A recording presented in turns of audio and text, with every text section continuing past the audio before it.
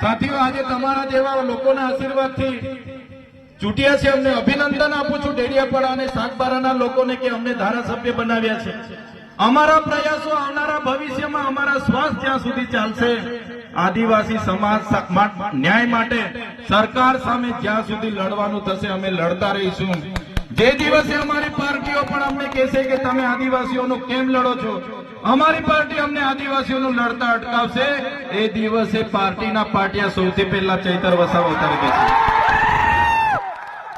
જે સમાજના જાતિના સરટીથી અમે ચૂંટાયા છે, જે સમાજે અમને મત આપીને ચૂંટ્યા છે, મૂળ માલિકની આજે આઝાદીના 78 વર્ષ પછી પણ આ દશા છે, ત્યારે આવનારા ભવિષ્યમાં ધારાસભ્ય રહીએ કે ના રહીએ, આવનારા ભવિષ્યમાં ચૂંટણી લડીએ કે ના લડીએ, પણ અમારા સમાજને અમે એવા જાગૃત કરી દઈશું કે આવનારા દિવસોમાં આ મૂળ માલિક આગળ એક કાર્યક્રમમાં મારા એક સંત એક મહંત હતા, એમણે મને પૂછ્યું કે ભાઈ ભગવાન એટલે કોણ?